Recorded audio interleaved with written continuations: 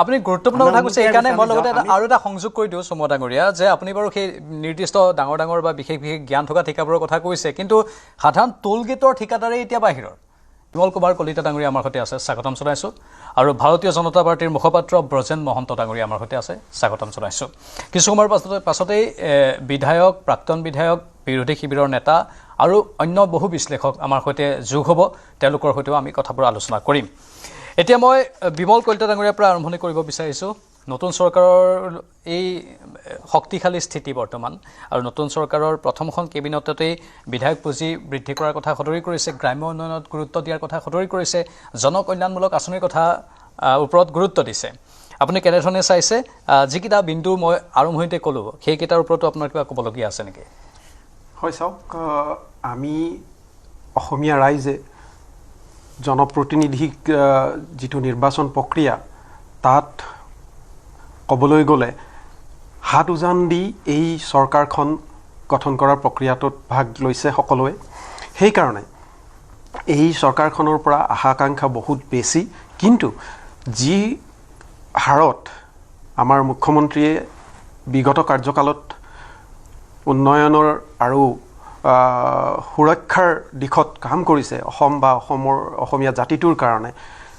তাৰ কাৰণেও বহুত প্ৰত্যাশাই মানুহৰ মনত জন্ম লৈছে এই যে প্ৰত্যাশাবোৰ পূৰণৰ দায়িত্ব আমি ভাবোঁ এজন অতি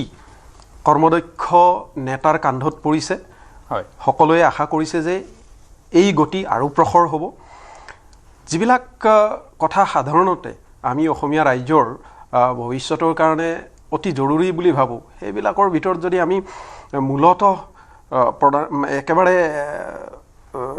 ডাঙৰকৈ দুভাগত ভাগ কৰোঁ তেতিয়াহ'লে দুটা বস্তু এটা হৈছে উন্নয়ন আৰু এটা হৈছে সুৰক্ষা এই দুটা বিষয়ক লৈ মানুহ চিন্তিত এতিয়া উন্নয়নত যিবিলাক পদ্ধতি এখেতসকলে অৱলম্বন কৰিছে সেইবিলাক ফলপ্ৰসূ হোৱাৰ দিশে আগবাঢ়িছে কিন্তু বহুতবিলাক সুৰুঙাও আছে তাৰ ভিতৰত সেইবিলাক দূৰ কৰিব লাগিব আৰু পৰৱৰ্তী পৰ্যায়লৈ অগ্ৰসৰ হ'ব লাগিব লগতে সুৰক্ষাৰ বিষয়টোত কিন্তু মানুহ এতিয়াও সন্দিহান হৈ আছে বিভিন্ন ধৰণৰ যিবিলাক আমাৰ আকলন কৰা হৈছে লাগিলে সেইটো জনসংখ্যাৰ ক্ষেত্ৰতেই হওক বা জনবিন্যাসৰ ক্ষেত্ৰতেই হওক আৰু লগতে আমাৰ যিটো কৰ্মোদ্যম ৰাইজৰ মাজত সেইটো বঢ়োৱাৰ ক্ষেত্ৰতেই হওক এইবিলাক বিষয়ত এতিয়াও মানুহে আৰু যথেষ্ট হোৱাটো আশা কৰে এতিয়া আমি শিক্ষাৰ বিষয়ত যথেষ্ট গুৰুত্ব প্ৰদান কৰা ভাল বুলি মই ভাবোঁ আপুনি যিটো কথা উল্লেখ কৰিছে যে মাধ্যমিক পৰ্যায়ৰ পৰাই শিক্ষা ব্যৱস্থাত আমি বৃত্তিমূলক বা বৃত্তিমুখী শিক্ষাৰ প্ৰচাৰ আৰু প্ৰসাৰত অতি গুৰুত্ব দিয়া উচিত আৰু এই বিষয়ত মোৰ দুটামান কথা উল্লেখ কৰিব খুজিছোঁ আমাৰ শিক্ষামন্ত্ৰী মহোদয়ৰ ওচৰলৈ এই কথাকেইটা যাব বুলি মই আশা কৰোঁ প্ৰথমটো হৈছে যে ইঞ্জিনিয়াৰিং ইনষ্টিটিউটৰ ফালৰ পৰা এটা কিছুদিন আগতে এডভাৰটাইজমেণ্ট উলিওৱা হৈছিল সেইটো আছিলে এটা ডিপ্ল'মা কোৰ্চ ITI লেভেলৰ যিটো 2 বছৰীয়া আৰু 3 বছৰীয়া পাঠ্যক্ৰম হিচাপে তেওঁলোকে বিজ্ঞাপনো দিছিলে এপ্লিকেশ্যন বিচাৰি ছাত্ৰ ছাত্ৰীসকলৰ পৰা সেইটো আছিলে আপোনাৰ ছেমি কণ্ডাক্টৰ ইণ্ডাষ্ট্ৰীৰ ওপৰত কিন্তু এই বিজ্ঞাপনটো বাতিল হৈছে বুলি জানিব পৰা গৈছে কাৰণ শিক্ষামন্ত্ৰী তেতিয়ালৈ নিযুক্ত হোৱা নাছিল কিন্তু এতিয়া যিহেতু শিক্ষামন্ত্ৰী নিযুক্ত হৈছে এই কোৰ্চটোৱে যথেষ্ট সহায় কৰিব আমাৰ নতুন প্ৰজন্মক কাৰণ যিটো ছেমিকণ্ডাক্টৰ ইণ্ডাষ্ট্ৰীৰ এটা ঢৌ উঠিছে আমাৰ ৰাজ্যত তাৰ কাৰণে যথেষ্ট মানৱ সম্পদৰ প্ৰয়োজন হ'ব আৰু যদি এই বছৰতে এই কোৰ্চটো আৰম্ভ কৰা হয় তেতিয়াহ'লে নতুন উঠি অহা চামে যথেষ্ট লাভান্বিত হ'ব আৰু লগতে এই যে এটা বস্তু চাওক ইয়াৰ লগতেই সংপৃক্ত হৈ থকা এটা বস্তুৰ কাৰণে মই উল্লেখ কৰিব খুজিছোঁ সেইটো হৈছে কম্পিউটাৰ শিক্ষা চাওক আমি এটা বিষয়ত সদায় যথেষ্ট সম্ভাৱনাৰ কথা কওঁ আৰু বিভিন্ন ধৰণে ইয়াক প্ৰজেক্টো কৰোঁ সেইটো হৈছে কম্পিউটাৰ শিক্ষা কিন্তু কম্পিউটাৰ শিক্ষাৰ স্কুলীয়া লেভেল হওক বা কলেজ লেভেলত হওক ইউনিভাৰ্চিটি লেভেলত অলপ ভাল কিন্তু স্কুল আৰু কলেজীয়া লেভেলত কম্পিউটাৰ শিক্ষাৰ অৱস্থাটো থৈ বচ হৈ আছে কাৰণ ইয়াত পূৰ্ণকালীন নিয়মীয়া শিক্ষকৰ অভাৱ লাগিলে সেইটো স্কুল লেভেলতে হওক হাই স্কুল বা হায়াৰ সেকেন্ডাৰী লেভেলত হওক আৰু লাগিলে মানে এটো ডাঙৰীয়া যুগৰ আহ্বান হয় এটো যুগৰ আহ্বান এই বিষয়ত কৃত্ৰিম বুদ্ধিমত্তাক অতি গুৰুত্ব দিয়া হৈছে কৃত্ৰিম বুদ্ধিমত্তাৰ ডেটা সায়েন্স কাম হৈ আছে আৰু তো আপগ্ৰেড হ'বলৈ আছে সেই সময়ত আপুনি এই বিষয়বোৰ উত্থাপন কৰিছে কিন্তু মই যেটো ক'লো যে কৰবাত আমাৰ শিক্ষা ব্যৱস্থাত এতিয়াও কিৰুণ আছে সেই কিৰুণবোৰ আমি সময়ে সময়ে কৈ থাকোঁ, কিন্তু কাৰ্যকৰী কৰা নহয়। চৰকাৰখন, নতুন চৰকাৰখনে NDA 3টা কাৰ্যকাল এতিয়া হ'ব এই 5 বছৰ সম্পূৰ্ণ কৰাৰ লগে লগেই। মই আৰু এটা কথা হয়, মই সেইকাৰণে নতুন চৰকাৰখনৰ পৰা বহুতখিনি আশা কৰোঁ। আপুনি এটা যোগ কৰিব বিচাৰিছে? সেইটো যোগ কৰিব খুজিছোঁ যে চাওক, মই সকলোকে কৰজোৰে এটা অনুৰোধ জনাব খোজোঁ যে ইংৰাজী মাধ্যমৰ যিবিলাক আগশাৰীৰ স্কুল কলেজ আছে অসমত, পাৰ্টিকুলাৰলি গুৱাহাটীত মই কৈছোঁ, তাত ইংৰাজী শিক্ষাত ইমান বেছি গুৰুত্ব প্ৰদান কৰা হয় যে অসমীয়াত আনকি ছাত্ৰ ছাত্ৰীসকলক কেতিয়াবা কেতিয়াবা বাৰ্তালাপ কৰাটো বাধা প্ৰদান কৰা হয়, যিটো আমাৰ জন্মস্বত্ব অধিকাৰ। এইটো বেছিভাগেই প্ৰাইভেট ছেক্টৰৰ স্কুলবিলাকত কৰা হয়। এই বিষয়ত অলপ আমাৰ জাতীয় সংগঠন হওক বা চৰকাৰে হওক কিবা এটা ব্যৱস্থা ল'ব লাগে যে অসমীয়াত কথা কোৱাৰ অধিকাৰ লাগিলে আমি কেম্ব্ৰিজতেই অধ্যয়ন কৰিব নাযাওঁ কিয়, সেইটো আমাৰ আছে। হয়, গুৰুত্বপূৰ্ণ কথা। মই এই কথাখিনি অতি গুৰুত্বপূৰ্ণ, গোটেইখিনি কথাই আচলতে অতি গুৰুত্বপূৰ্ণ, তাক উপলব্ধি কৰাটো মূল কথা। আৰু আমি আশা কৰিম নতুন চৰকাৰখনৰ এইটো দায়িত্ব এই বিষয়বোৰ ভালদৰে। দুই এটা এনেকুৱা বাতৰিও ওলাইছিল যে অসমীয়াত বাৰ্তালাপ কৰাৰ কাৰণে মানে ছাত্ৰ ছাত্ৰীক শাস্তিও প্ৰয়োগ কৰা হৈছে ইংৰাজী মাধ্যমৰ স্কুলত। নিশ্চয়, মই কথা পাতিম। অবাঞ্ছনীয়। আমাৰ সৈতে আন 3গৰাকী অতিথি সংযোগ হৈছে। তেওঁ পৃথ্বীৰাজ ৰাভা ডাঙৰীয়া, অগপৰ বিধায়ক তেজপুৰৰ, তেখেত আমাৰ সৈতে আছে, মই স্বাগতম জনাইছোঁ। দুৰ্লভ চমুৱা ডাঙৰীয়া আছে, প্ৰাক্তন বিধায়ক কংগ্ৰেছ দলৰ, মই আপোনাকো স্বাগতম জনাইছোঁ। আৰু বিশ্লেষক জ্ঞানেন্দ্ৰ বৰ্মন ডাঙৰীয়াও আমাৰ সৈতে লাইভত আছে, মই স্বাগতম জনাইছোঁ। মই কথাখিনি পাতিম তেওঁলোকৰ সৈতেও। মই এইবাৰ যাব বিচাৰিছোঁ ব্ৰজেন মহন্ত ডাঙৰীয়া। যিহেতু যাতায়াত, স্বাস্থ্য, বান সমস্যাৰ বাবে আপোনালোকে বিশেষভাৱে কালি কেবিনেটত আলোচনা কৰিছে। অসমীয়াৰ সুৰক্ষিত ভৱিষ্যত, এই সকলোবোৰ কথা আকৌ এবাৰ উত্থাপন হৈছে, যিবোৰ একেবাৰে সমাধান হোৱা নাই বুলিও ক'ব পাৰি বহু ক্ষেত্ৰত। নৱগঠিত চৰকাৰৰ কিন্তু এতিয়া বহুত দায়িত্ব আছে আৰু জনসাধাৰণে বিপুল ভৰসা কৰিছে আপোনালোকৰ ওপৰত। কেনেধৰণে আগবাঢ়িম বুলি ভাবিছে? তো নিশ্চিতভাৱে ইতিমধ্যে মানে 102জন বিধায়কৰে সৈতে গঠিত হৈছে আমাৰ নতুন চৰকাৰ, NDA চৰকাৰ। তো গতিকে এই ধৰণৰ বিজয় আচলতে অভূতপূৰ্ব। এতিয়ালৈকে 102জন বিধায়ক আচলতে অসম কেবিনেটলৈ কেতিয়াও মানে অসম বিধানসভালৈ কেতিয়াও অহা নাছিল, এইবাৰ আহিছে। গতিকে এই বিজয়টো যেনেধৰণে হৈছে, তো ৰাইজৰ সাংঘাতিক ধৰণৰ প্ৰত্যাশা আছে, সেইটো প্ৰায় নিশ্চিত। কাৰণ প্ৰত্যাশা থকাৰ কাৰণেই আচলতে এই ধৰণৰ মানে আশীৰ্বাদ, এই ধৰণৰ মৰম আচলতে ভাৰতীয় জনতা পাৰ্টীৰ প্ৰতি ৰাইজে দিছে। তো গতিকে তো ৰাইজৰ জনতা জনাৰ্দন, আৰু সেই জনতাৰ প্ৰতি আমি দায়বদ্ধ। ভাৰতীয় জনতা পাৰ্টী সদায় দায়বদ্ধ, আৰু দায়বদ্ধভাৱে যোৱা 5টা বছৰ মানে 10টা বছৰ ইতিমধ্যে অসমত চৰকাৰ মানে অতিক্ৰম হ'ল। তাৰ প্ৰথম 5টা বছৰত যি পৰিকল্পনাসমূহ লৈ ভাৰতীয় জনতা পাৰ্টী মানে ক্ষমতালৈ আহিছিল, সেই সময়ত যি প্ৰতিশ্ৰুতিসমূহ দিছিল, সেই প্ৰতিশ্ৰুতিসমূহ ৰক্ষাৰ কাৰণে প্ৰচেষ্টা চলোৱা হৈছিল। উন্নয়নৰ যথেষ্ট ধৰণৰ মানে সিদ্ধান্তসমূহ লৈ তাক কাৰ্যকৰী কৰাৰ কাৰণে ব্যৱস্থা কৰা হৈছিল। আমাৰ দক্ষ মাননীয় মুখ্যমন্ত্ৰী হিমন্ত বিশ্ব শৰ্মা ডাঙৰীয়াই স্পষ্টভাৱে কৈছে যে যোৱা 5টা বছৰ আছিল আমাৰ আধাৰশিলাৰ বছৰ, আৰু এতিয়া এই 5টা বছৰ হৈছে আমাৰ মানে উন্নয়নৰ বছৰ, সেইসমূহক মানে সমাপন কৰাৰ মানে বছৰ। এইবাৰ আমি উদ্ঘাটনে কৰিম, ইতিমধ্যে শিলান্যাস হৈ গৈছে। বাকী যিখিনি আমাৰ কৰিবলগীয়া আছে সেইখিনিক আমি সম্পূৰ্ণ কৰিম। উন্নয়নৰ বৰ্ষ হিচাপে এই 5টা বৰ্ষক আমি মানে ঘোষণা কৰিছোঁ। আৰু সেই মৰ্মে যোৱা সময়ছোৱাত যিমানখিনি উদ্যোগৰ কথা আছিল, যেনেকৈ এডভান্টেজ অসমৰ পৰা আৰম্ভ কৰি যিসমূহ অনুষ্ঠান ইয়াতে অনুষ্ঠিত হৈছিল, তাত যি ধৰণৰ পুঁজি বিভিন্ন দেশৰ পৰা আমাৰ দেশলৈ অহাৰ কথা, প্ৰায় 5,000 কোটিতকৈ অধিক টকা আচলতে এডভান্টেজ আছামৰ জৰিয়তে অসমৰ ইণ্ডাষ্ট্ৰিয়েল ডেভেলপমেণ্টৰ কাৰণে অহাৰ কথা। বিভিন্ন ছেক্টৰত যি ধৰণৰ ডেভেলপমেণ্টৰ যি পৰিকল্পনাসমূহ সেই সময়ত হৈছিল, তো নুমলীগড়ত আপোনাৰ ইথানলৰ পৰা আৰম্ভ কৰি নামৰূপৰ মানে 4ৰ্থটো সাৰ কাৰখানা মানে কি কয় কৰ্মক্ষম কৰি তোলাৰ পৰা আৰম্ভ কৰি, অৰ্থাৎ ইণ্ডাষ্ট্ৰিয়েল যিমানখিনি সিদ্ধান্ত সেই সময়ত লোৱা হৈছিল, এই সকলো সিদ্ধান্তকে কাৰ্যকৰী কৰি তাক আগুৱাই লৈ যোৱাৰ কাৰণে এই 5টা বছৰত নিশ্চয় মানে সক্ৰিয়ভাৱে সেই সকলো মানে আগবাঢ়ি যাব। আৰু ইতিমধ্যে প্ৰথমখন কেবিনেটতে আপোনালোকে দেখিবলৈ পাইছে যে আচলতে ৰাইজৰ প্ৰতি কিমান দায়বদ্ধ হ'ব পাৰে এই চৰকাৰখন। বানপানী সন্মুখত আছে, অৰ্থাৎ সেইটো এটা প্ৰাকৃতিক মানে ঘটনা, বাৰিষা অহাৰ লগে লগে বানপানী হয়। কিন্তু যোৱা 5টা বছৰত যি ধৰণে মাথাউৰিসমূহ মেৰামতি কৰা হৈছিল ভাৰতীয় জনতা পাৰ্টীৰ নেতৃত্বত, তো আপোনালোকে নিশ্চয় অনুমান কৰিছিল যে আগৰ বছৰকেইটাতকৈ যোৱা বছৰত কিন্তু বানপানীৰ প্ৰকোপ যিমানেই নাথাকক কিয় ক্ষয় ক্ষতি সিমান নাছিল, অৰ্থাৎ বহু পৰিমাণে সীমিত কৰিব পৰা গৈছিল। বুজিছোঁ। এইটো এটা যিহেতুকে হয়, প্ৰাকৃতিক মানে বিগত 5 বছৰত আপোনালোকে মথাউৰিৰ মেৰামতি পৰ্যাপ্ত ৰূপত কৰিছে বুলি দাবী কৰিব বিচাৰিছে, যথোচিত ৰূপত কৰা বুলি আপোনালোকে দাবী কৰিব আৰু বিচাৰিছে। ঠিক আছে। এইবাৰো আগতীয়াকৈ সেই বানপানীৰ কাৰণেই তো ইতিমধ্যে আমাৰ মানে কেবিনেট বহিছিল, মন্ত্ৰীসভা ইতিমধ্যে প্ৰথম 5জন তাৰপিছত 12জনক দি ইতিমধ্যে প্ৰায় 17জন মন্ত্ৰী মানে ঘোষণা হ'ল, কিন্তু তেওঁলোকৰ দপ্তৰ এতিয়াও মানে বণ্টন হোৱা নাই। তৎসত্ত্বেও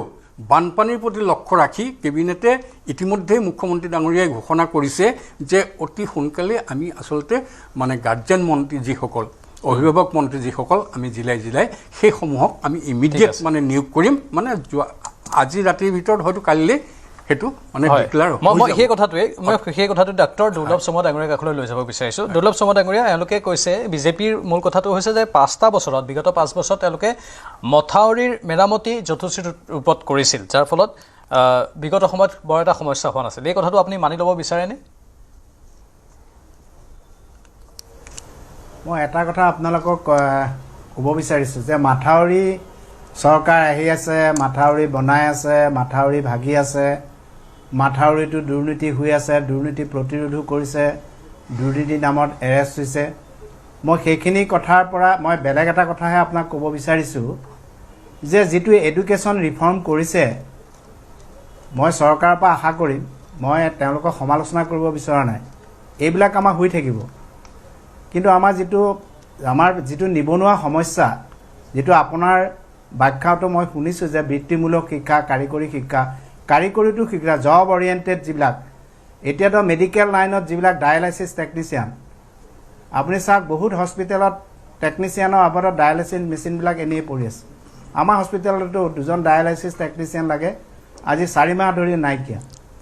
ঠিক তেনেকৈ আপুনি চাওক সকলো ক্ষেত্ৰতে, আপুনি যদি আজি ফ্ৰিজ এটাও ভাল কৰিব লগা হয়, ভাল টেকনিচিয়ান এজন নাপায়। গতিকে এইবিলাক যিটো জব অৰিয়েণ্টেড আমাৰ শিক্ষা, এইটো আমাৰ প্ৰৱৰ্তন কৰিব লাগে। এতিয়া আমাৰ কি হৈছে, আমি গ্ৰেজুৱেট বনাই আছোঁ, গ্ৰেজুৱেট বনাবৰ কাৰণে পঢ়িবৰ কাৰণে 1200 টকা 1500 টকা আমি কিবা দিছোঁ, ইনচেণ্টিভ দিছোঁ। তেওঁলোকে সেইটো লৈ পেলাই কি কৈছে, ছিকিউৰিটি গাৰ্ড কৰিবলৈ গৈছে BA MA পঢ়ি। কিন্তু গুজৰাটৰ কোনোবা লোক আহি আমাৰ ইয়াত ছিকিউৰিটি গাৰ্ড কৰিব নেকি?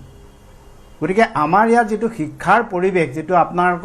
আপুনি বৰ সুন্দৰভাৱে কৈছে যে বৃত্তিমূলক শিক্ষা, আৰু য'ত এতিয়া যিটো জবৰ কাৰণে, এতিয়া টাটা কণ্ডাক্টৰৰ কথাটো কৈছে কলিতাই, ধুনীয়া কথাই কৈছে, কিন্তু তাতকৈও আমাৰ যিবিলাক চাকৰি এতিয়া আমি নিজে কৰিব পাৰোঁ, মেডিকেল ছেক্টৰতে হওক বা টেকনিকেল ছেক্টৰতে, সৰু ছেক্টৰত, তো AC এটা ভাল কৰিবলৈ এটা ICUটো কি বস্তু তাৰ তেনেকুৱা ভাল কৰা, OT টেকনিচিয়ান বা আমাৰ এণ্ডস্কপি এটা টেকনিচিয়ান, এণ্ডস্কপি মেচিনটো তাৰ টেকনিচিয়ানজন, এইবিলাক যিটো মেডিকেল লাইনতে মেডিকেল ইঞ্জিনিয়াৰিং বা ডিপ্ল'মা বা এখন চাৰ্টিফিকেট দিয়া, এনেধৰণৰ যিবিলাক সৰু আমাৰ মিনি ITI কৰিব লাগে, জব অৰিয়েণ্টেড শিক্ষা, সেইটো কৰিব লাগে বুলি মই চৰকাৰৰ পৰা আশা কৰিম। আৰু এটা মই আশা কৰিম যে ধৰক আমি নিয়োগকৰ্তা সৃষ্টি কৰিব লাগে। আমি এতিয়া যিবিলাক শিক্ষা দি আছোঁ, এইবিলাক চাকৰিমুখী শিক্ষা, আমোলাতান্ত্ৰিক শিক্ষা, চাকৰি এটাৰ কাৰণে পিছে ঘূৰি থাকিব লাগিব, BA MA টাইপিষ্ট, কিন্তু নিয়োগকৰ্তা হ'বৰ কাৰণে যিখিনি আমাক অৰ্হতা লাগে, আজি আমাৰ ঠিকা, আমাৰ যিবিলাক ঠিকা কৰিছে, এতিয়া ধৰক এতিয়া হেৰিয়াতে আমাৰ মাথাউৰি বনাওঁতে ঠিকা লাগে, এই ঠিকাদাৰ কৰিবৰ কাৰণে আমাৰ থলুৱা মানুহৰ, আমাৰ কলিতা ডাঙৰীয়া দুটামান কৈছে, থলুৱা মানুহৰ কিমান শক্তি আছে, কেইজন আমাৰ টেকনিকেলি এক্সপাৰ্ট তেনেকুৱা ঠিকাদাৰ আছে,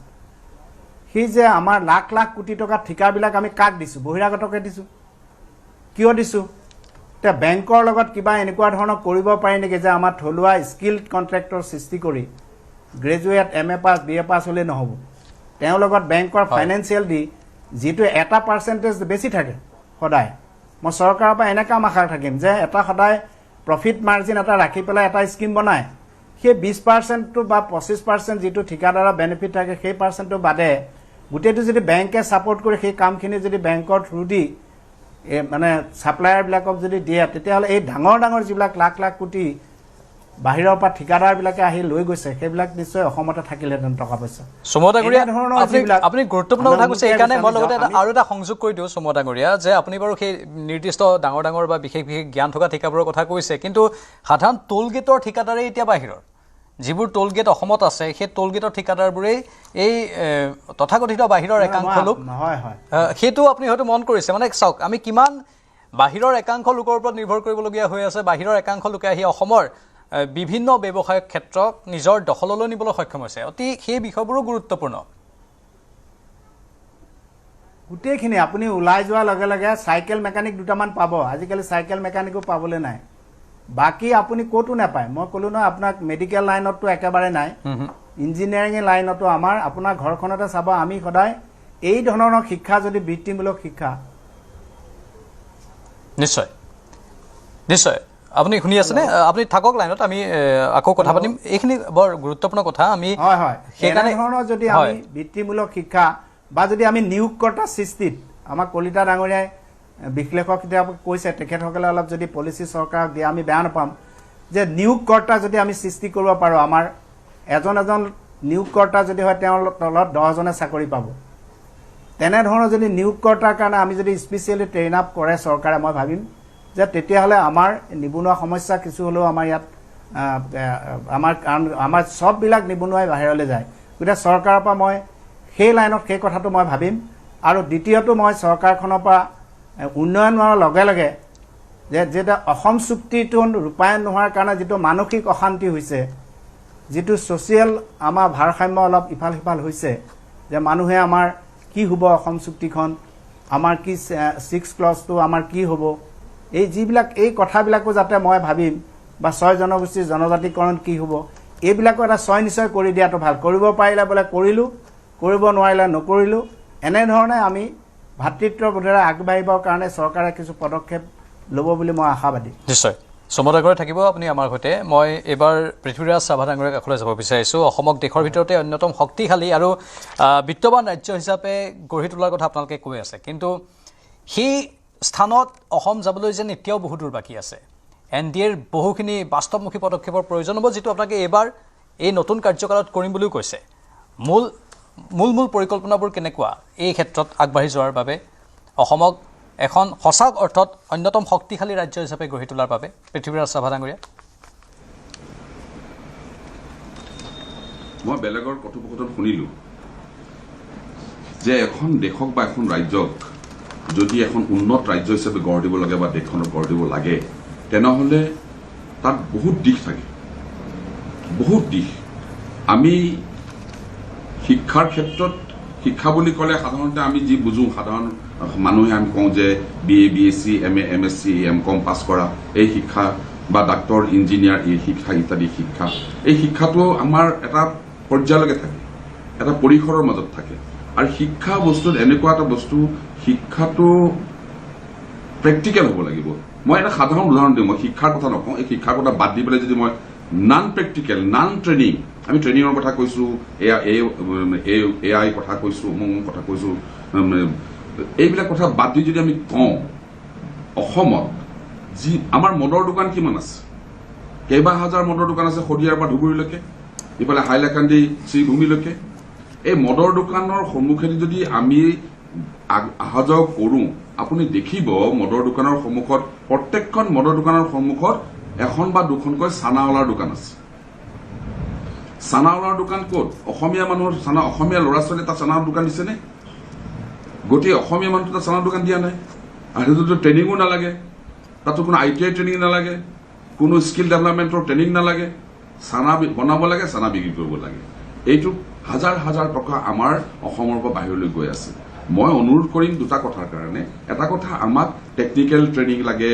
বা লাইট ভাল কৰা TV ভাল কৰা অন্যান্য যাৱতীয় যি ভাল কৰা আমাৰ ট্ৰেইনিং লাগে কিন্তু এই ট্ৰেইনিংবিলাক দিব যাওঁতে এটা কথা জানিব লাগিব যে ITI যিটো কোৰ্চ আছে ITI কোৰ্চৰ লগত আছাম স্কিল ডেভেলপমেণ্ট মিছনৰ কোৰ্চৰ নিমিলে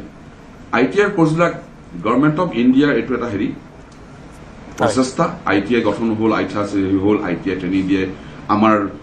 ইলেক্ট্ৰিচিয়ানৰ কাৰণে 2 বছৰ ৱেৰমেনৰ কাৰণে 1 বছৰ ফিটাৰৰ কাৰণে 2 বছৰ এনে ট্ৰেইনিং দিয়ে কিন্তু কিছুমান এনেধৰণৰ পাবতগজা অনুষ্ঠান ওলাইছে যিসকলে ট্ৰেইনিং দিয়ে 6 মাহ যিসকলে ট্ৰেইনিং দিয়ে 8 মাহ এবছৰ এই এবছৰত এটা কোৰ্চ কমপ্লিট নহয় সেই ল'ৰাজন ওলাই গৈ পেলাই কোনো এটা ইণ্ডাষ্ট্ৰীত বা কোনো এটা অৰ্গেনাইজেশ্যনত কাম কৰিব যাব নোৱাৰে তাৰ কাৰণে সঠিক লাইনত আমি চৰকাৰে চিন্তা কৰিব লাগিব যে আমি সঠিক লাইনত এজন ল'ৰাক ট্ৰেইনিং দিবলৈ হ'লে আমি কিমান বছৰৰ কাৰণে ট্ৰেইনিং দিব লাগিব, কিমান মাহৰ কাৰণে ট্ৰেইনিং দিব, কি কোৰ্চত ট্ৰেইনিং দিব লাগিব, এই ট্ৰেইনিংবিলাক দিয়াৰ ব্যৱস্থা কৰিব লাগিব। তেতিয়া এইটো হ'ব। আৰু তাৰ লগে লগে আমি সাইকোলজি ডিপাৰ্টমেণ্ট আমাক প্ৰত্যেকটো এনেধৰণৰ ইনষ্টিটিউট থাকিব লাগে। সাইকোলজিকেলি তেওঁলোকক আমি ডেভেলপ কৰিব লাগিব যে তুমি যিটো কোৰ্চ কৰিছা সেই কোৰ্চত চাকৰি নকৰিও তুমি তোমাৰ জীৱন ধাৰণ কৰিব পাৰা। এই কথাখিনি যদি আমি আমাৰ ল'ৰা ছোৱালীৰ অন্তৰত সোমাই দিব পাৰোঁ, ল'ৰা ছোৱালীৰ মগজুত সোমাই দিব পাৰোঁ, দেখিব আমাৰ ল'ৰা ছোৱালীয়ে লাজ মান কাটি কৰি থৈ মদৰ দোকানৰ সন্মুখত চানাৰ দোকান দিব পাৰিব, আনকি টাইলছৰ লগোৱা,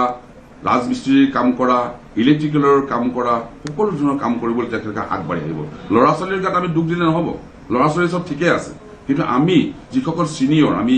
যিকেইখন মানুহে আমি আজি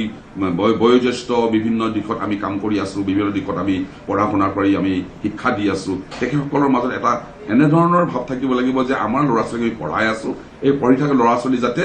চাকৰিমুখী নহৈও তেওঁলোকে নিজে ইনকাম কৰি নিজেই জীৱিকা অৰ্জন কৰি জীৱন লাভ কৰিব পাৰে। আৰু এটা কথা কৈছো যে এয়া কৰিব যাওঁতে মনোবিজ্ঞানৰ কথা কৈছো, মনোবিজ্ঞান লাগিবই। মনোবিজ্ঞান নহলে আমাৰ ল'ৰা ছোৱালীক আমি কেতিয়াও উদ্ধাৰ কৰিব নোৱাৰো। আমাৰ ল'ৰা ছোৱালী বাহিৰলৈ গৈছে,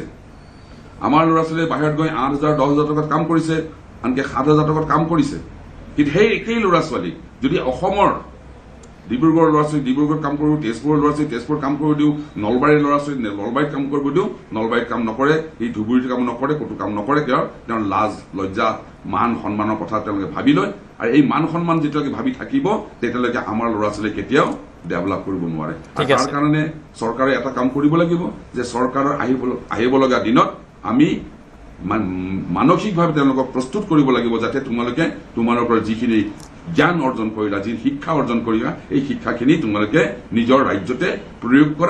কৰি বহিৰাগত যিসকলে ইয়াত আহি কাম কৰি আছে তেওঁলোকক ইয়াৰ পৰা আঁতৰাই দিয়াৰ ক্ষমতা তোমালোকে নিজে হাতত ল'ব লাগিব। নিশ্চয় সেই স্তৰটো কিন্তু মাধ্যমিক পৰ্যায়ৰ পৰা আৰম্ভ হ'ব লাগিব। মই যিটো কথা ক'লো আৰম্ভণিতে যে আমাৰ চীন জাপান এইবোৰ দেশত কি কৰে মাধ্যমিক বুনিয়াদী পৰ্যায়ৰ পৰা আৰম্ভ হ'ব, বুনিয়াদী পৰ্যায়ৰ পৰা আৰম্ভ হ'ব লাগিব, বুনিয়াদী পৰ্যায়ৰ পৰা আৰম্ভ হয় হয় মাধ্যমিক নহয়। নিশ্চয় আপুনি মদৰ দোকানৰ সন্মুখৰ চানাৰ দোকানৰ উদাহৰণ দি কিছুমান কথা ক'লে। মূল কথাটো এইটোৱেই যে এটা জাতিৰ হাতত যেতিয়ালৈকে জাতিৰ জেপত যেতিয়ালৈকে ধন নাথাকে সেই জাতিটো কেতিয়াও শক্তিশালী হ'বগৈ নোৱাৰে। সেইকাৰণে মই বাণিজ্যৰ কথা কৈছো, শিক্ষাৰ কথা কৈছো। ইয়াত এটা কিন্তু কথা আছে, আমি দুই ভাই অটো ৰিক্সা চলাওঁ, আমি দুই ভাই, যিটো ডিগনিটি অফ লেবাৰৰ কথা কোৱা হৈছিল। এই ডিগনিটি অফ লেবাৰটো কেতিয়া আহিব জানেনে দাদা? যেতিয়া গ্ৰহণযোগ্যতা আহিব সমাজত। কিছুমান সৰু সৰু কামক আমি গ্ৰহণযোগ্যতা দিয়া নাই বা সুদৃষ্টিৰে নাচাওঁ, যেনেকৈ প্লাম্বাৰ, কাৰ্পেণ্টাৰ, এইবিলাকৰ যিবিলাক অষ্ট্ৰেলিয়া আমেৰিকাত ঘণ্টা হিচাপত যিটো দৰমহা, সেইটো চাব গ'লে আমাৰ চকু কপালত উঠে। কিন্তু সেই ধৰণৰ পৰিৱেশ এটা আমাৰ গুৱাহাটী বা অসমত গঢ়ি উঠাগৈ নাই। কিন্তু তথাপি পৃথ্বীৰাজ ৰাভা ডাঙৰীয়া তেখেতৰ লগত মই একমত কিছু কথাত যে যুৱচাম কৰ্মমুখী হ'ব লাগিব। আৰু ইয়াত কিন্তু দুটা বস্তু আছে, বহিৰ্গমন, নিবনুৱাৰ যিটো বহিৰ্গমন, ইয়াত ভাল দিশো আছে বেয়া দিশো আছে। যিসকল উচ্চ শিক্ষিত ল'ৰা ছোৱালী বা কৰ্মোদ্যমী ল'ৰা ছোৱালী আমেৰিকা, ইংলেণ্ড, অষ্ট্ৰেলিয়া পৰ্যন্ত পাইছেগৈ, তেওঁলোকক আমি উৎসাহ যোগাব লাগিব।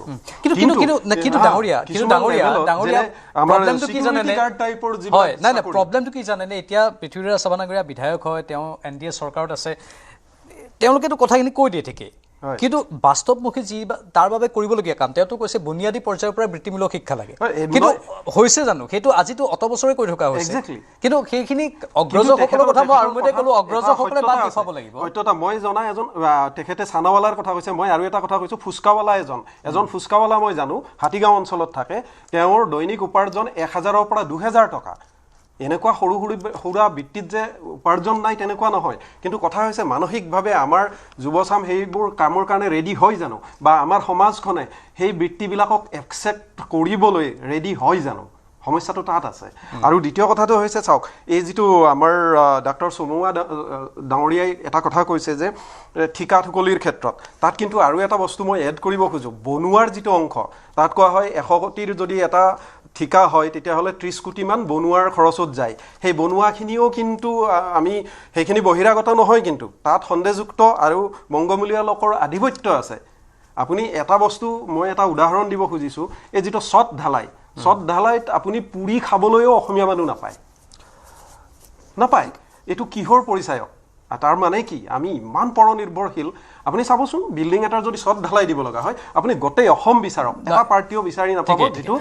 মই আহিম আপোনাৰ কাষলৈ আকৌ কিন্তু চমুৱা ডাঙৰীয়া কোৱা এটা পইণ্টত মোৰ বেছি চকু গৈছে মেডিকেল ইঞ্জিনিয়াৰিঙৰ কথা কৈছে বা তেনেকুৱা ধৰণৰ যিবোৰ শিক্ষা আছে সেই শিক্ষাবোৰৰ কথাও আমাৰ ইয়াত চাব লাগিব এতিয়া ছেমি কণ্ডাক্টৰ হৈছে নহ'লে আৰু চিফ জাষ্টিছে এই কক্ৰোচ জনতা পাৰ্টিৰ কথা ক'বলগীয়া নহয় তেওঁ কৈছে যে প্ৰডাক্টিভিটিয়ে নাই আমাৰ বহুত যুৱ চামৰ এতিয়া প্ৰডাক্টিভিটিটো নাই কাৰণ প্ৰডাক্টিভিটি তেওঁলোকৰ মাজত বৃদ্ধি পাবলৈ কোনো ধৰণৰ সুযোগ চৰকাৰে দিয়া নাই জ্ঞানেন্দ্ৰ বৰ্মন ডাঙৰীয়া নতুন চৰকাৰ আহিছে প্ৰডাক্টিভিটিৰ কথা আমি কৈছোঁ স্বাভাৱিকতে কামৰ কোনো বাছ বিচাৰ হ'ব নালাগে সকলো কামেই কৰিব লাগে কিন্তু মানুহক যোগ্য স্কিল কৰাৰ বাবে বহুখিনি পদক্ষেপ চৰকাৰে গ্ৰহণ কৰিব লাগে এতিয়া জাপানৰ পৰা আহিব প্ৰতিনিধি দল পুনৰবাৰ জাপানৰ প্ৰধানমন্ত্ৰী আকৌ অহাৰ কথা উচ্চাৰণ হৈছে 6 জুলাইত পূৰ্ব জাপানৰ প্ৰধানমন্ত্ৰী অহাৰ কথা আছিল কিন্তু সেই সময়তে CA আন্দোলন হৈ গৈছিল এতিয়া তাত কোনোবাই ষড়যন্ত্ৰৰ গোন্ধ পাইছিল যে ইয়া আচলতে জাপানৰ প্ৰধানমন্ত্ৰী অসম আগমন বিফল কৰিবলৈ এটা চক্ৰ লাগি পৰিছিল বুলি যি কি নহওক কিন্তু আমি এটা অপৰচুনিটি মিছ কৰিছিলোঁ এইটো সঁচা কথা আকৌ আহিব বুলি এটা সম্ভাৱনা প্ৰকাশ পাইছে যিটো আমাৰ বাবে ভাল কথা জ্ঞানেন্দ্ৰ বৰ্মন ডাঙৰীয়া সেই প্ৰডাক্টিভিটিৰ কথাটো ক'লোঁ মই যেনেকৈ মেডিকেল ইঞ্জিনিয়াৰিঙৰ কথা চমুৱা ডাঙৰীয়া ক'লে এতিয়া জাগিৰৰ ছেমি কণ্ডাক্টৰ প্ৰকল্প বা তেনেকুৱা ধৰণৰ আৰু বহু কিবা কিবি হ'ব অসমত কিন্তু তাৰ বাবে আমাৰ থলুৱা যুৱকসকল কেনেধৰণে দক্ষ হ'ব তেওঁলোকক দক্ষ কৰা কামটো চৰকাৰৰ আপুনি এই ক্ষেত্ৰত কি ক'ব বিচাৰিব মই কেইটামান কথা কংক্ৰিট কথা কেইটামান ক'ব খুজিছোঁ বেছি মডেল প্ৰিচিংলৈকে মই নাযাম সেই যোগ্যতাও মোৰ নাই নাম্বাৰ 1 অসমৰ প্ৰত্যেকটো সমষ্টিত বা প্ৰত্যেকটো ব্লকত একোটাকৈ skill development and placement centre আমাক লাগে নাম্বাৰ 2 আমাৰ কৃষি অৰ্থনীতি বা অৰ্থনীতিৰ আন ক্ষেত্ৰবিলাক থলুৱা মানুহৰ হাতৰ পৰা গুচি যাব ওলাইছে পূৰ্ববংগীয় মিয়াৰ আধিপত্য স্থাপন হৈছে গতিকে সেই আধিপত্য পুনৰাই ঘূৰাই আনিব লাগে আৰু তাৰ কাৰণে ইমিডিয়েট ষ্টেপ চৰকাৰে কি কৰিব লাগে Swiggy Zomato Flipkart Amazon Uber ওলা এই কোম্পানীবিলাকৰ CEO বা যিবিলাক নেতৃত্ব লৈ আছে অসমত তেওঁলোকক মাতি আমাৰ চৰকাৰে ক'ব লাগে যে তোমালোকে থলুৱা যুৱকক হে নিযুক্তি দিব লাগিব সন্দেহযুক্ত লোকক নহয় স্কিল ডেভেলপমেণ্ট চেণ্টাৰবিলাকক আজি কাৰ্পেণ্টাৰৰ পৰা যি আমাৰ জীৱনৰ কাৰণে প্ৰয়োজনীয় যিবিলাক দৈনন্দিন জীৱনত প্ৰয়োজনীয় যিবিলাক প্ৰশিক্ষণ লাগে সেই প্ৰশিক্ষণ দি পেলাই তেওঁলোকক সংস্থাপনৰ বাট মুকলি কৰিব লাগিব আৰু চৰকাৰে কি কৰিব লাগিব সংস্কাৰমুখী কিছু কাম কৰিব লাগিব যেনেকৈ আমাৰ গাঁওবিলাকতো ভালেমান গাঁৱত এতিয়া মদৰ দোকান এতিয়াও চলি আছে গাঁও পৰ্যায়লৈকে গৈছে মই নলবাৰীত বহি আছোঁ নলবাৰীত মই কিছুদিন আগতে গৈছিলোঁ ধমধমা লাইনত মদৰ দোকান এই মদৰ দোকানেৰে চৰকাৰে চলিব নালাগে চৰকাৰে আমাৰ যুৱ প্ৰজন্মক নিচাৰ পৰা আঁতৰাই আনিবৰ কাৰণে অভিযান চলাইছে অত্যন্ত প্ৰশংসনীয় কিন্তু একে সময়তে মই আহ্বান জনাম যে মদৰ দোকানৰ সংখ্যাবিলাক কমক লাহে লাহে নাইকিয়া কৰক নিশ্চয় জ্ঞানেন্দ্ৰ বৰ্মন ডাঙৰীয়া অলপ নেটৱৰ্কৰ অসুবিধা হৈছে আমি আকৌ যোগাযোগ স্থাপন কৰিম আপুনিও বহুকেইটা গুৰুত্বপূৰ্ণ পইণ্ট কৈছে মই পুনৰ যাম আপোনাৰ কাষলৈ এই মুহূৰ্তত কংগ্ৰেছ নেত্ৰী পল্লৱী শইকীয়া গগৈ ডাঙৰীয়ানী আমাৰ সৈতে লাইভত আছে মই স্বাগতম জনাইছোঁ সুৰক্ষিত অসমৰ কথা চৰকাৰখনে কৈ থাকে তেওঁলোকৰ প্ৰতিশ্ৰুতিবোৰ বাস্তৱ কৰিম বুলি কৈ থাকে UCCও আনিলে কিন্তু বহুখিনি বাস্তৱমুখী পদক্ষেপ চৰকাৰে ল'বলগীয়া আছে যিবোৰ বিগত দুটা কাৰ্যকালত NDA চৰকাৰে কৰিব পৰা নাছিল এটা কথা যে জনসাধাৰণৰ মাজত আত্মবিশ্বাস বা আমাৰ উঠি অহা প্ৰজন্মৰ মাজত আত্মবিশ্বাস বৃদ্ধিৰ এক পৰিৱেশ কিন্তু চৰকাৰখনে আনিব পৰা নাই সেইটো সঁচা কথা সেইটো একেবাৰে বাস্তৱ কথা যাৰ ফলতেই বহুত হীনমন্যতাত ভোগা ল'ৰা ছোৱালী বাঢ়িছে কি কৰিম কি নকৰিম ওৱাদি নোপোৱা ল'ৰা ছোৱালী বাঢ়িছে আমাৰ সমাজত মানে ক'ৰবাত বাহিৰে ৰংচং ভিতৰে কোৱা ভাতুৰি এতিয়াও হৈ আছে পল্লৱী শইকীয়া গগৈ ডাঙৰীয়ানী আপুনি কি ক'ব বিচাৰিব নতুন চৰকাৰখনৰ প্ৰতি কেনেধৰণে তেওঁলোকে আগবঢ়াটো বিচাৰে বিৰোধীত থাকি আপোনালোকে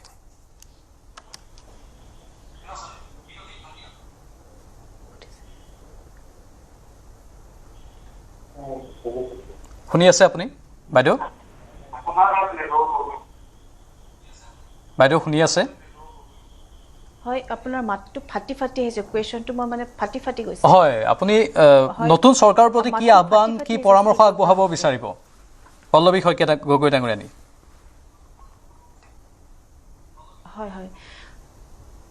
হয় মই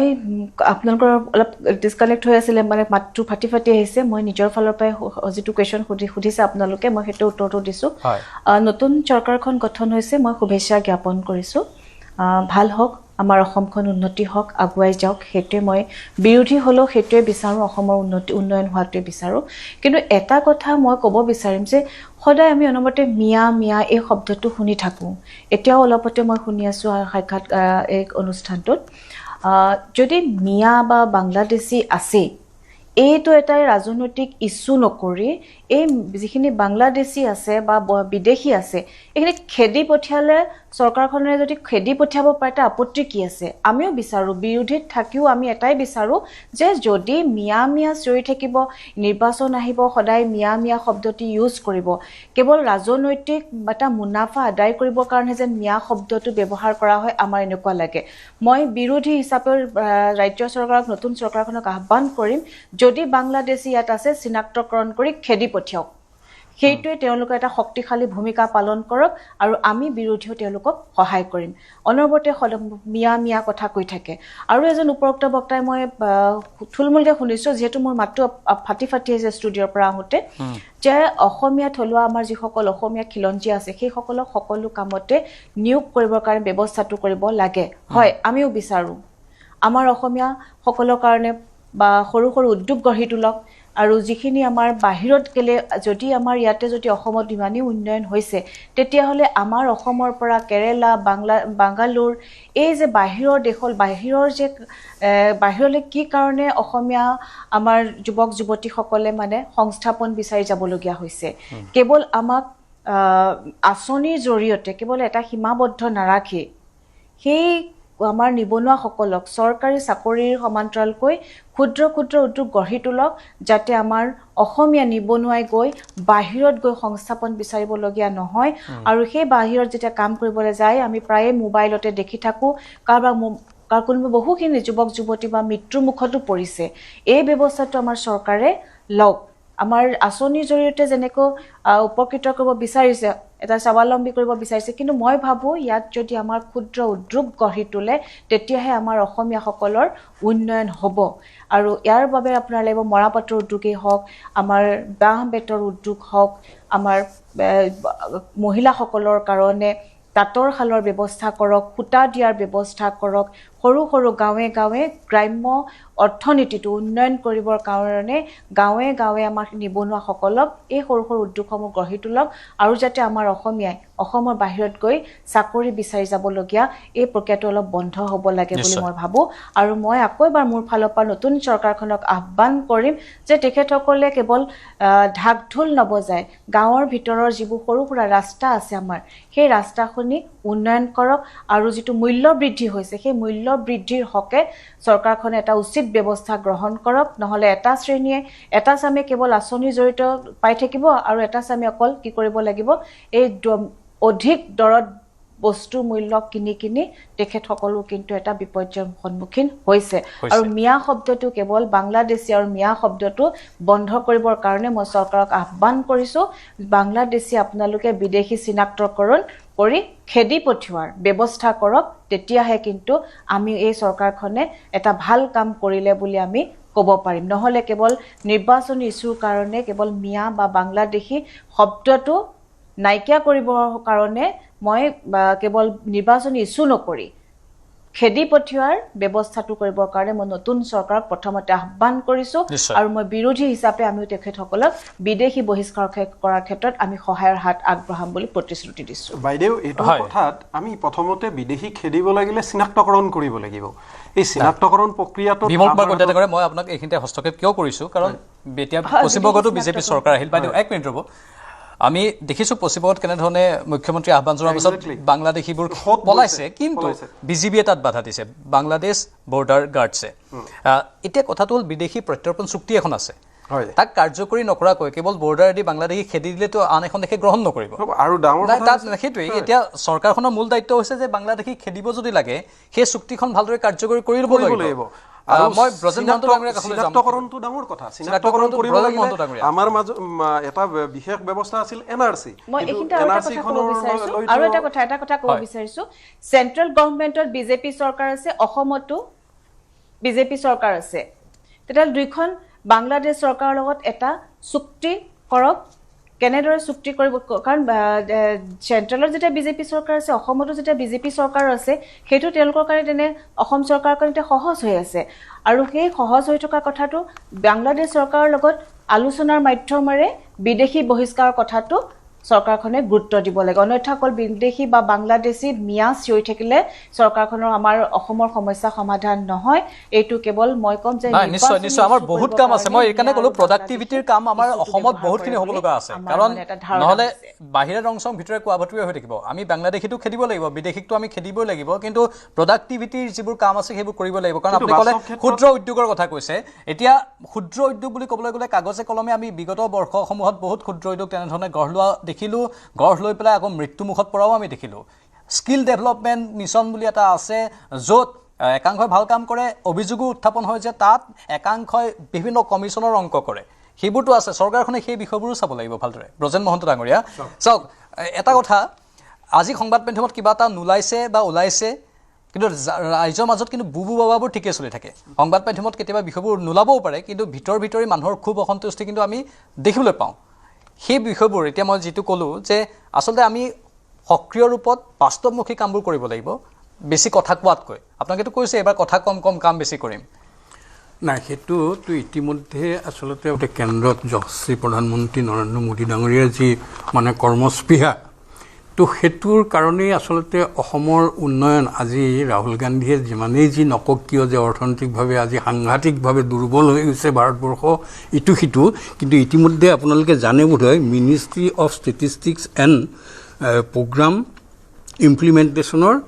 প্ৰতিবেদনত যিটো বস্তু প্ৰকাশ পাইছে সেইটোত আপোনাৰ এনেকুৱা ধৰণৰ তথ্য ইতিমধ্যে আমাৰ সন্মুখলৈ আহিছে য'ত 2025-26 বৰ্ষত ভাৰতবৰ্ষৰ আৰ্থিক বিকাশ এতিয়া মানে বৰ্তমান হৈছে আপোনাৰ 7.7 ঠিক একেধৰণে আমেৰিকাৰ দৰে দেশৰ আৰ্থিক বৃদ্ধি কিন্তু 2.30% সীমাবদ্ধ হৈ আছে বা চীনৰ 4.9% সীমাবদ্ধ হৈ আছে যিটো সময়ত চীনৰ ডেভেলপমেণ্ট হৈছে 4.9% আৰু আৰ্থিক বৃদ্ধি আপোনাৰ আমেৰিকাৰ হৈছে 2.30 মানে শতাংশ সেইটো সময়ত কিন্তু ভাৰতবৰ্ষ 7.7 সেইটো আমি অস্বীকাৰ কৰা নাই ব্ৰজেন মহন্ত আমি অস্বীকাৰ কৰা নাই কিন্তু এতিয়া যিটো মূল্য বৃদ্ধি হৈছে বৰ্তমান সময়ত মই অৰ্থনৈতিক বাৰু গোটেই বিশ্বতে এক সংকটে দেখা দিছে কিন্তু মানিছোঁ কিন্তু মানুহে যে মূল্য বৃদ্ধি বা যিবোৰ বস্তুৰ দাম বাঢ়িছে বা জীৱন ধাৰণৰ প্ৰণালীবোৰ ইমান বেছি বাঢ়ি গৈছে স্বাস্থ্যৰ ক্ষেত্ৰত শিক্ষাৰ ক্ষেত্ৰত ইমান বেছি খৰচ কৰিব লগা হৈছে সেইবোৰ কৰিবলৈ যাওঁতে হতাশ হ'বলগীয়া এক পৰিস্থিতি হৈছে আপুনি কৈছে উন্নয়নৰ সামগ্ৰীৰ ছবিখন বিশ্বৰ আন দেশতকৈ বহুত ভাল 7.7% ভাৰতৰ কিন্তু এই কামবোৰ কৰিবলৈ যাওঁতে স্বাস্থ্য শিক্ষাৰ সুবিধাখিনি ল'বলৈ যাওঁতে মানুহে যে জেপৰ ধন অধিক খৰচ কৰিবলগীয়া হৈছে সেইবোৰতো কল্যাণকামী চৰকাৰখনৰ দায়িত্ব যাতে মানুহে সেইবোৰ বিষয়ত কমচে কম হতাশাত নুভুকক সেইবোৰ কিন্তু হোৱা নাই বাস্তৱ ৰূপত মানুহে এনেধৰণে ক'বলৈ এতিয়া বাধ্য হৈছে আপোনালোকে ভাল কাম কৰি আছে বিজেপি চৰকাৰে বহু ক্ষেত্ৰত এক পজিটিভ পৰিৱেশ আনিছে সেইখিনিক কোনেও অস্বীকাৰ কৰা নাই এই বিষয়বস্তুবোৰত মানুহৰ ক'ৰবাত হতাশা আছে না মূল্যবৃদ্ধিৰ এটা বিশেষ পৰিস্থিতিত আচলতে মূল্যবৃদ্ধিটো সেইটো অস্বীকাৰ মই কৰা নাই যে এটা মূল্যবৃদ্ধি হোৱা নাই হয় এটা আকাশলংঘী মূল্যবৃদ্ধি হৈছে আৰু সেই মূল্যবৃদ্ধিটো কি কাৰণ হৈছে কি কথা সেইটো ভাৰতবৰ্ষৰ ৰাইজে বা অসমবাসী ৰাইজেও একেবাৰে নুবুজাকৈ থকা নাই এটা যুদ্ধকালীন পৰিস্থিতিৰ কাৰণেই যে আজি এনেধৰণৰ খাৰুৱা তেলৰ দাম বৃদ্ধি হোৱাৰ লগে লগে আৰু তেলৰ দাম যেতিয়াই বৃদ্ধি হৈ যায় এই 2-3 মাহৰ কথা কোৱা নাই মহন্ত ডাঙৰীয়া মই ব্ৰেক ল'ব লাগিব এই 2-3 মাহৰ কথা কোৱা নাই মই সামগ্ৰিকভাৱে আজি কেইবা বছৰৰ পৰা হৈ থকা ঘটনা পৰিঘটনা মই সেই কথাটোৱে কৈছোঁ যে মানে চাওক এই 2-3 মাহ বাৰু আৰ্থিক বিপৰ্যয় হৈছে এইটো বেলেগ কথা কিন্তু মানুহে চাওক এটা কথা যে মানুহৰ মাজত এটা আত্মবিশ্বাসটো আহিব লাগিব মই আৰু বাৰে আত্মবিশ্বাস আছে মই এই কথাটোৱে কৈছোঁ আপুনি যিটো কথা ক'ব বিচাৰিছে যে অসমবাসী ৰাইজৰ মাজত সেই আত্মবিশ্বাস হেৰাই গৈছে যদি হেৰাই গ'লহেঁতেন 100-200 চিটত ভাৰতীয় জনতা পাৰ্টি বিজয়ী নহ'লেহেঁতেন মূল্যবৃদ্ধিৰ একেবাৰে তুংগত চলি থকা সময়তো কিন্তু ৰাইজে ভাৰতীয় জনতা পাৰ্টিক ক্ষমতাত অধিষ্ঠিত কৰাইছে কাৰণ এই আস্থা আৰু এই বিশ্বাস ভাৰতীয় জনতা পাৰ্টিৰ ওপৰত আছে যে বিশেষ এটা পৰিস্থিতিত এনেধৰণে মূল্যবৃদ্ধি হৈ আছে সেইটো হ্ৰাসৰ কাৰণে প্ৰচেষ্টা এই চৰকাৰে চলাইছে বা এটা সময়ত সেইটো সফল কাম মানে হ'ব সেই আস্থাটো ৰাখিছে কাৰণেই আচলতে এনেকুৱা ধৰণৰ আকাশলংঘী মূল্যবৃদ্ধিৰ সময়তো কিন্তু ভাৰতীয় জনতা পাৰ্টিক ক্ষমতাত অধিষ্ঠিত কৰাইছে এইটো হৈছে মানে প্ৰথম কথা আৰু দ্বিতীয় কথাটো হৈছে পৰ্যায়ক্ৰমে সেই সমস্যাবোৰ সমাধানৰ কাৰণে আপুনি কৈছে যে পূৰ্বতেও মূল্যবৃদ্ধি হৈছিল আজি তাৰিখতো হৈছে কিন্তু মূল্যবৃদ্ধিটো মানে তুলনামূলকভাৱেতো সেইটো আগবাঢ়ি গৈ থাকে তো এটা সময়ত আপোনাৰ চাউলৰ দাম য'ত আপোনাৰ 2 টকা আছিল আজি সেই জেগাটো 60 টকা হৈছে মানুহৰ ইনকাম তেনেধৰণে বাঢ়িছে নাই আচ্ছা সেই মানুহৰ এতিয়া ব্যক্তিগত কোম্পানীত কাম কৰা মানুহ বেছি তেওঁলোকৰ দৰমহা কিমান বাঢ়িছে সেইবোৰ চাব লাগিব। এতিয়া ধৰক আজি তাৰিখতে আমাৰ নতুন কেবিনেট আপোনালোকে বাৰু এতিয়া ৰাজ্য চৰকাৰ কৰ্মচাৰীসকলৰ বাবে ৰাজ্য চৰকাৰ কৰ্মচাৰীসকলৰ বাবে আপোনালোকে 2% বৃদ্ধি কৰি দিলে। সাধাৰণ শ্ৰেণীৰ কি হ'ব? সাধাৰণ শ্ৰেণী উন্নয়ন মই সেইটো ক্ষেত্ৰতে কৈছোঁ। উৎপাদন বা ইনকাম মই কৈছোঁ আপোনাক কৃষকৰ ইনকম বৃদ্ধিৰ কাৰণে ইতিমধ্যে MSP যিটো নিৰ্ধাৰণ কৰিছে অসম চৰকাৰে, সেইটো কাৰণে কৃষি উৎপাদনো কিন্তু বৃদ্ধি হৈছে তুলনামূলকভাৱে যোৱা বছৰবিলাকৰ তুলনাত, যিহেতুকে এতিয়া 2225 টকাকৈ আচলতে পাৰ কুইণ্টেল ইতিমধ্যে নিৰ্ধাৰণ কৰা হৈছে। সেই ৰেটটো কেতিয়াও পোৱা নাছিল খেতিয়কে। গতিকে খেতিয়কে এতিয়া সৰিয়হৰ মূল্য সেইধৰণে নিৰ্ধাৰণ হৈ আছে, সেইধৰণে মানে কি কয় ধানৰ দাম অসমত কৃষক কিমান বাঢ়িছে ডাঙৰীয়া? অসমত কৃষক কিমান বাঢ়িছে সেইটো চাব লাগিব। কিমানে কৃষি কাৰ্যৰ যুৱচাম কিমানে কৃষি কাৰ্যৰ প্ৰতি আগ্ৰহী হৈছে? শিক্ষা বিষয়টোৰ ওপৰত আমি আলোচনা কৰিছিলোঁ। আচলতে যিটো এটা প্ৰেক্টিকেল শিক্ষা আচলতে নাছিল, এটা কৰ্মবিমুখ চাকৰিমুখী এটা শিক্ষা ব্যৱস্থা, অথচ ইয়াতে চাকৰি তেনেধৰণৰ নাই। এই ধৰণৰ এটা সেই ব্ৰিটিছৰ দিনৰ পৰা চলি থকা শিক্ষা ব্যৱস্থাই কিন্তু আমাৰ বাইদেৱে বা আমাৰ ডাঙৰীয়াও ক'লে, চমুৱা ডাঙৰীয়াও, যে এই ধৰণৰ নতুন শিক্ষানীতি হ'ব লাগে। প্ৰায় 60-65 বছৰ কংগ্ৰেছে শাসন কৰিছিল, কিন্তু সেই সময়ছোৱাত এই শিক্ষা ব্যৱস্থাৰ কোনো পৰিৱৰ্তনৰ কাৰণে তেওঁলোকে প্ৰচেষ্টা সেইকাৰণে মই কৈছোঁ যে এতিয়া এটা নিউ ইকনমিক কি কয় নিউ এডুকেশ্যন পলিচি ইতিমধ্যে মানে বিজেপি চৰকাৰে লৈছে, যিটোত মানে কৰ্ম দক্ষতা বঢ়োৱাৰ কাৰণে মানে কি কয় দক্ষ গঢ়ি তোলাৰ কাৰণে আচলতে দক্ষ বিকাশৰ বিভিন্ন ধৰণৰ কি কয় কাৰ্য হৈ আছিলোঁ। এতিয়া বহুত গধুৰ দায়িত্ব আছে। গধুৰ দায়িত্ব এতিয়া চৰকাৰখনে কেনেধৰণে আগবঢ়াই নিয়ে, জনসাধাৰণৰ এই আশাবোৰক কেনেধৰণে বাস্তৱ ৰূপত তুলি ধৰে, সেয়া হ'ব লক্ষণীয়। আমি ইতিমধ্যে শিক্ষাৰ কথা ক'লোঁ, আমি বাণিজ্যৰ কথা ক'লোঁ, বিভিন্ন বিষয়ে আলোচনা কৰিলোঁ বিৰতিৰ পূৰ্বে। এইবাৰ অলপ TFR কথা আমি পাতিব বিচাৰিছোঁ। মই ডক্টৰ বিমল কুমাৰ কলিতা ডাঙৰীয়া, টোটেল ফাৰ্টিলিটি ৰেটৰ লৈ বহুতখিনি কথা আহিছে। এটা সময়ত অসমৰ জনগাঁথনি এই প্ৰজনন হাৰৰ ফলত কি হ'বগৈ পাৰে, সেই বিষয়টো আলোচনা হৈছে। এতিয়া আমি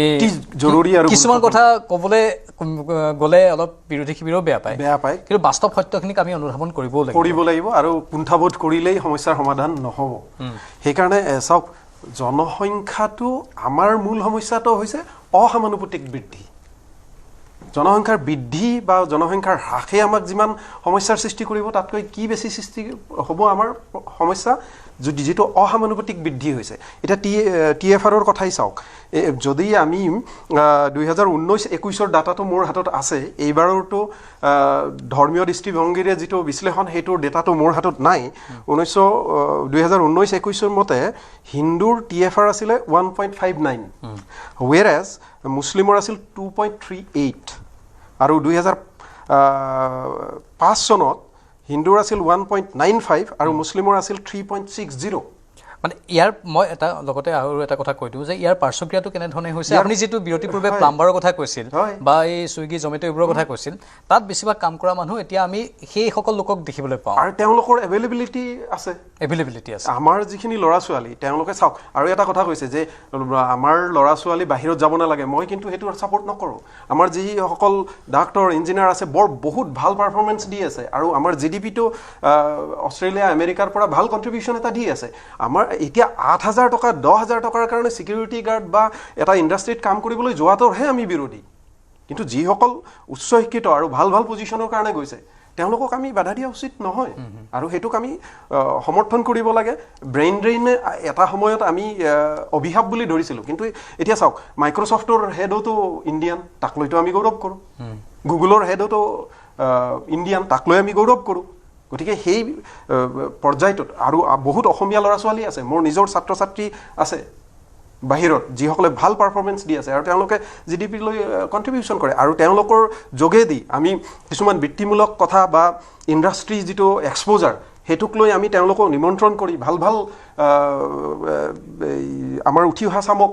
আমি লেকচাৰৰ ব্যৱস্থা কৰিব লাগে, যাতে তেওঁলোকো অনুপ্ৰাণিত হয় বা সেই বস্তুখিনি আমি অসমৰ বা নৰ্থ ইষ্টৰ দৃষ্টিভংগীৰে চাই ইয়াত ইমপ্লিমেণ্ট কৰিব পাৰোঁ। গতিকে প্ৰত্যেকটো কথাৰে পজিটিভ আৰু নেগেটিভ দুয়োটাই আছে। এতিয়া জনসংখ্যাৰ অসমানুপাতিক বৃদ্ধিটোৱেহে আমাৰ বেছি জটিলতাৰ সৃষ্টি কৰিব, এই যিটো TFRৰ কথা কৈছোঁ। আৰু মই বৰ্তমান চৰকাৰলৈ এটা আহ্বান জনাওঁ যে চৰ অঞ্চলত এটা জৰীপ কৰিব লাগে, আৰু যদি অবৈধ প্ৰব্ৰজনকাৰী আছে তেওঁলোকক যদি বিতৰণ কৰিব লাগে মূলত আমি কি কৰিব লাগিব চিনাক্তকৰণ কৰিব লাগিব চিনাক্তকৰণৰ প্ৰক্ৰিয়াটো কি হ'ব তাৰ কাৰণে আছিল এনআৰচিৰ যদি পুনৰীক্ষণ নহয় চিনাক্তকৰণৰ পদ্ধতিটো কি হ'ব যদি চিনাক্তকৰণেই নহয় আমি বিতৰণ কৰিম কেনেকৈ গতিকে চাওক অকল ৰাজনৈতিক দৃষ্টিভংগীৰে কথাটো ক'লে নহ'ব বহুকেইটা পৰ্যায়ত ইয়াৰ কাম আছে মই যদি সম্ভৱ হয় জ্ঞানেন্দ্ৰ বৰ্মনৰ সৈতেও যোগাযোগ কৰিম ইয়াত আমি মিয়া শব্দ ইউজ কৰোঁ পল্লৱী শইকীয়া ডাঙৰীয়ানীৰ সৈতেও আমি পুনৰ কথা পাতিম যদি আমাৰ কণ্ট্ৰল ৰুমে আমাক সেই গ্ৰীণ ছিগনেলটো দিয়ে হয় পল্লৱী গগৈ ডাঙৰীয়ানী আছে বহুকেইটা ইয়াত পৰ্যায় আছে আপুনি যিটো ক'লে যে চিনাক্তকৰণৰ পৰ্যায়ো থাকিব লগতে ক'ৰবাত সংশোধনীৰ বিশেষ পৰ্যায়ো থাকিব আৰু বিতৰণৰ বাবে প্ৰত্যৰ্পণ চুক্তি লাগিব কিন্তু সেইটো পিছতহে আহিব নহয় প্ৰতিটো পৰ্যায় গুৰুত্বপূৰ্ণ হ'ব আৰু কাৰণ ইখন দেশে তেওঁলোকক আকৌ গ্ৰহণো কৰিব লাগিব কিন্তু সেইটোৰ কাৰণে আমি ফ'ৰ্চ কৰিব পাৰিম আমাৰ শক্তিশালী চৰকাৰ আছে আৰু আমি ভাবোঁ সেইটো তেওঁলোকৰ কৰ্তব্য আৰু তেওঁলোকে কৰিব লাগিব আমি সেইটোৰ কাৰণে ৰাইজে বা সকলোৱে মিলি আমি প্ৰেছাৰাইজ কৰিব পাৰিম কাৰণ ডাবল ইঞ্জিনৰ চৰকাৰ আছে আৰু চক চৰ অঞ্চলত জন্ম নিয়ন্ত্ৰণৰ ব্যৱস্থা কৰিব লাগিব শিক্ষা প্ৰচাৰ কৰিব লাগিব দীঘলীয়া সময়ৰ বাবে যিহেতু আছে চৰকাৰখন কেন্দ্ৰটো দীঘলীয়া সময় আৰু অসমতো এতিয়া দীঘলীয়া সময় সেইকাৰণে এইখিনি সময়ত যদি নকৰে কেতিয়া কৰিব পল্লৱী শইকীয়া গগৈ ডাঙৰীয়া সময় অতি গুৰুত্বপূৰ্ণ সময় এয়া চৰকাৰৰ বাবে আপুনি এটা নিৰ্দিষ্ট শব্দ ক'লে বেয়া পাওঁ বুলি কৈছে স্বাভাৱিকতে সেই নিৰ্দিষ্ট শব্দবোৰৰ উত্থাপন বাৰে বাৰে হৈ থাকিব নালাগে কাৰ্যকৰী হ'ব লাগে যাতে সেই শব্দবোৰৰ উচ্চাৰণ হ'বলগীয়া পৰিৱেশটো যাতে আৰু কেতিয়াও নাথাকে নহয় জানো পল্লৱী শইকীয়া গগৈ হেল্ল' হয় শুনি আছে আপুনি হেল্ল' মোৰ মাজে মাজে আপোনালোকৰ মাতটো ফাটি ফাটি আহে মই সেইকাৰণে আন্তাজে উত্তৰবোৰ দি আছোঁ আপোনালোকে যিটো কৈছে বাংলাদেশী ইছ্যুৰ কথাটোৱে পাতি আছে নহয়নে নিশ্চয় হয় নেটৱৰ্কৰ মোৰ প্ৰব্লেম হৈ গৈছে এটাই মই ক'ম যে চৰকাৰখন যেতিয়া নিৰ্বাচনৰ সময় হয় মই ক'লোৱে বাংলাদেশীৰ কথা কয় মিয়া কথা কয় এই কথাবোৰ আমাৰো মানে শুনি আমনি লাগিছে সমস্যাটো আচলতে সমাধান কৰিব লাগে কাৰণ এখন চৰকাৰ 10 বছৰ হ'ল আকৌ তেখেতসকলে নতুনকৈ 5 বছৰ পাইছে নতুনকৈ পাইছে এই 10 বছৰ যদি কেৱল অকল মিয়া বাংলাদেশী কথাবিলাকে আমি ইছ্যুবোৰকে যদি উত্থাপন কৰি থাকোঁ অসমৰ কিছুমান এনেকুৱা ডাঙৰ ডাঙৰ সমস্যা আছে সেই সমস্যাখিনিৰ পৰা আচলতে আমাক যেন ফালৰি কাটি আনি যেন কেৱল আমাক মিয়া আৰু বাংলাদেশত আমি সেইটোৱে পাতি আছোঁ ডাঙৰীয়ানী এইবিলাকতে যেন কেৱল ব্যস্ততা কৰিবহে বিচৰা হৈছে তেনেকুৱা এটা অনুমান হয় নিশ্চয় মই দুৰ্লভ চমুৱা ডাঙৰীয়াক কাষলৈ যাব বিচাৰিছোঁ আমি সেইটোৱে পাতি আছোঁ চমুৱা ডাঙৰীয়া হয় নেটৱৰ্কৰ ইছ্যুৰ কাৰণে অলপ অসুবিধা হৈছে ৰাইজে নিশ্চয় মই চমুৱা ডাঙৰীয়াৰ কাষলৈ যাম মুঠতে এতিয়া আৰু ৰাজনৈতিক অস্ত্ৰ হৈ থাকিব নালাগে সেইটোৱে মূল কথা আৰু আমি পৰ্যায়কেইটা কৈ দিছোঁ যে কেনেধৰণে চৰকাৰ যাব লাগিব চমুৱা ডাঙৰীয়া হয় না মই জ্ঞানন্দ বৰ্মন ডাঙৰীয়া বৰ ভাল কথা এটা কৈছে বিমল কলিতা ডাঙৰীয়াই কৈছে এই কথা হয় যে ব্লক হয় নহয় মই বাকীখিনি মানে এই নেটৱৰ্ক বেয়াৰ কাৰণে ভালকৈ শুনিব পৰা নাই মই বিমল কলিতাই এইখিনি যিখিনি কথা ক'লে মই নুশুনিলোঁ কিন্তু মই তেওঁ এটা কৈছে যে বুনিয়াদী পৰ্যায়ৰ পৰা আমাৰ যিটো আপুনি যিটো কৈছিলে বৃত্তিমূলক শিক্ষা কাৰিকৰী শিক্ষা য'ত আমাৰ কিছুমান জব এতিয়াও থলুৱা ল'ৰাই কৰিবলৈ পাৰিব এইটো বুনিয়াদী ছেক্টৰৰ পৰা এইখন চৰকাৰে যাতে ব্যৱস্থা কৰে সেইটো মই আশা কৰিম 2 নম্বৰতে আমাৰ বৰ্মন ডাঙৰীয়াই কৈছে যে মদৰ দোকানবিলাক আমি ড্ৰাগছৰ বিৰুদ্ধে ইমানকৈ আমি লৈছোঁ এই মদেও কিন্তু আমাৰ গোটেইবিলাক ল'ৰাবিলাক এতিয়া ড্ৰাগছ এডিক্টেডেই নহয় চববিলাকে মদ খায় এতিয়া ইজি পায় তেওঁলোকে BA পাছ কৰিছে চাকৰি নাই গৈ মদ কোৱাৰ্টাৰ এটা কিনিব ইটো কিনিব খাবলৈ আৰম্ভ কৰিছে গতিকে এইটো বিহাৰৰ নিচিনা হেল্ল' হয় শুনি আছোঁ আমি কৈ যাওক হেল্ল' শুনি আছোঁ আমি হয় বিহাৰৰ নিচিনা ষ্টেটে যদি আমাৰ তাত হেৰিক বেন কৰিব পাৰে আমাৰ এইখন চৰকাৰ আমি আশা কৰিম যাতে এইটো বেন কৰি দিয়ে আৰু দ্বিতীয়তে আৰু হেল্থ কাৰ্ড বুলি এটা কথা আছে কোনে কোনে খাব পাৰে নোৱাৰে তেনেকুৱা হেল্থ কাৰ্ডৰ কোনো ইয়াত কথা নাই এতিয়া য'তে ত'তে মদৰ দোকান এইটো বন্ধ কৰিব লাগে মই ছাপোৰ্ট কৰিছোঁ আৰু দ্বিতীয়টো কথা হৈছে এতিয়া যে বেমাৰ আজাৰৰ পৰা আমাৰ ভাৰতবৰ্ষৰ পৰা ট্ৰিলিয়নছ ভাৱত আমাৰ টকা পইচাবিলাক আমাৰ ওলাই গৈ আছে মেডিচিনৰ নামত এই যে বেমাৰী হোৱা মূল কাৰণটো হ'ল গোটেই যেনিয়ে তেনিয়ে আপোনালোকে সকলোৱে ওলাইছে এইকেইদিন কাৰ্বাইড দিয়া আম কাৰ্বাইড দিয়া কল চাৰিওফালে সব আপোনাৰ অৰ্গেনিক হাব নাইকিয়া হৈ গ'ল এই খেতি বাতিবিলাক যদি অৰ্গেনিক হাব কৰে ব্ৰিটিছে আনি চাহপাত আমি ইয়াত চাহ খোৱা নাছিলোঁ ব্ৰিটিছে আনি চাহ দিলে এতিয়া চাহ খাওঁ এতিয়া কেমিকেল দিয়া চাহ আমি অসমৰ মানুহে খাওঁ আচল যিখিনি অৰ্গেনিক টি হয় সেইবিলাক জাপান তাপানলৈ গৈ গুচি যায় গতিকে আমাৰ ইয়াত অৰ্গেনিক হাব যদি নকৰে বেমাৰী আৰু বেছি হ'ব আৰু বেমাৰ যদি বেছি হয় ইয়াৰ পৰা যিখিনি টকা লৈ গৈছে আমাৰ মেণ্টেলি